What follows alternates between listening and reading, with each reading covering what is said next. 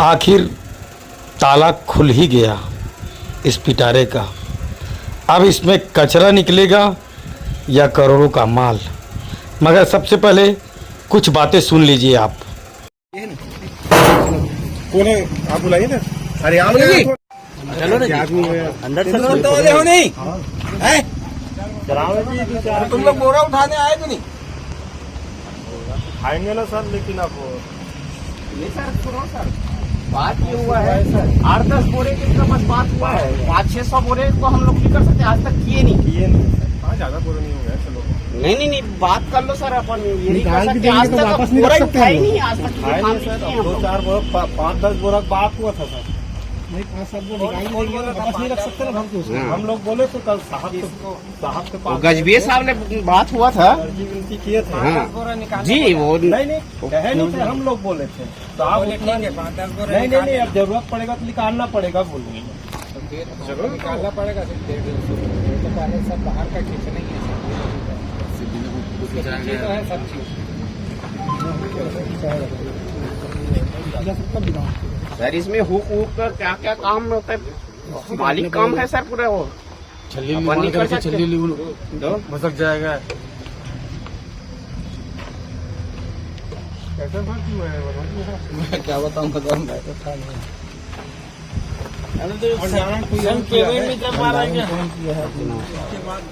लगा देता है। हम तो कल की बता दें सर।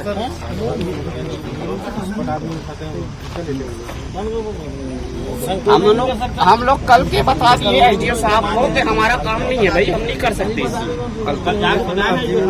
भैया 10 बोरा वाली बात अलग है। हमाल उपलब्ध नहीं होने के कारण गेट को फिर बंद करना पड़ा।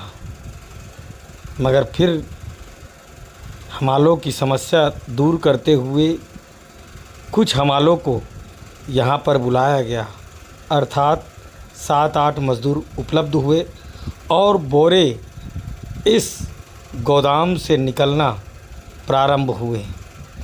आप लोग खुद ही देख लीजिए स्पष्ट किस तरह से ये व्यवस्था बनी और इस व्यवस्था के तहत जांच जारी हुई है। जैसे तैसे वन विभाग ने 8-10 हमालों को उपलब्ध कराकर केवल 178 बोरे को ही निकाल पाए और उस 78 बोरे से ही जांच की प्रक्रिया प्रारंभ हुई। इन बोरों में कई प्रकार की विभिन्न बोरों की समावेश था। कुछ नए थे, कुछ पुराने थे, किसी में सील लगे थे, किसी में सील नहीं लगे थे, किसी में भैरमगढ़ लिखा गया था, किसी में नहीं लिखा गया था। साफ स्पष्ट पता चल रहा था कि इस बोरे में मिक्सिंग की गई है। किस तरह से आप सभी ध्यान से देख ही रहे हैं और इस पर जांच भी किस तरह से की गई है उसे देख लीजिए आप लोग भी।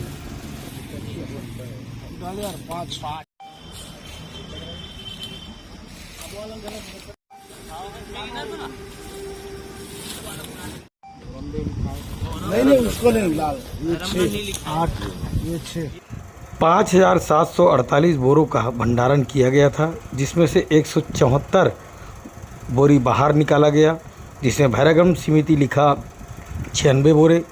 बिना क्रमांक लिखे बोरों की संख्या 78 है, जिसे खराब तेंदुपत्ता पूरा कहा जाता है।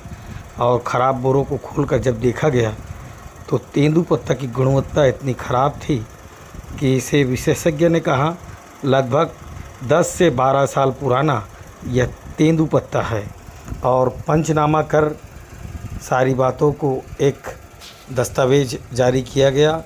बारी बारी से जो प्रभारी हैं उन प्रभारी का बयान लिया गया और गोदाम प्रभारी और सभी लोग का व्यवस्था और आवेदक का पंचनामा लिया गया और पंचनामा करके इसे आज प्रस्तुत किया गया है।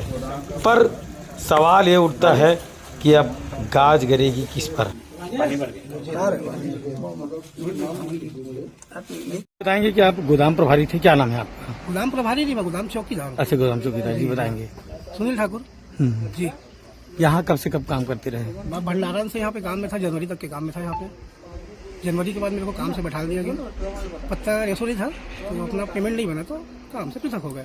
ऐसे ही हमेशा होता है, हर साल होता है ऐसा। अच्छा, इस बार कब आया अभी आप छुट्टी वापस?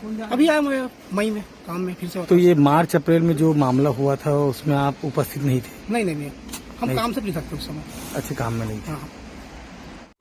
दैनिक निमित्त की अनुपस्थिति में व्यापारी, ठेकेदार, रेंजर, डिप्टी रेंजर, गोदाम प्रभारी, एसडीओ और डीएफओ ने किस तरह से यहाँ पर माल की हेराफेरी की है। ये चोरी नहीं,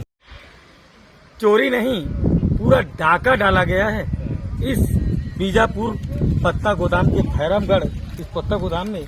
जिस तरह से इन पत्तों का संग्रहण करके सरकार को किस तरह से बेवकूफ़ बनाया गया, स्पष्ट आप लोगों के सामने से पता चल रहा है। जबकि भैरमगढ़ का पत्ता हम आपको दिखाते हैं, ये बेहतरीन क्वालिटी का भैरमगढ़ का पत्ता है और ये वो पत्ता है जिसे पत्ते को मिलाया गया, अर्थात इसे छोटी चोरी नहीं, इसे बड़ा डाका बोला जाता है, जो कि इस साल नहीं हर साल प्रति वर्ष इसे किया जाता है और सरकार की आंखों में धूल झोंका जाता है। अभी इस बार कार्यवाही में ये सामने आया है। अब कुछ कार्रवाई होगी कि नहीं होगी ये तो वक्त ही बताएगा।